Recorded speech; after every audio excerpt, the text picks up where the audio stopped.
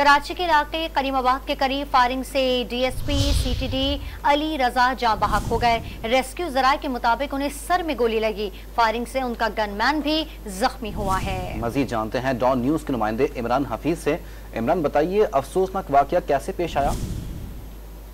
देखिए, ये जो वाकया है शकील कॉर्पोरेशन के करीब पेश आया है, क्योंकि अली रजा जो है तो वहाँ पर जाते थे, क्योंकि इनका भाई घर भी वहाँ पर था।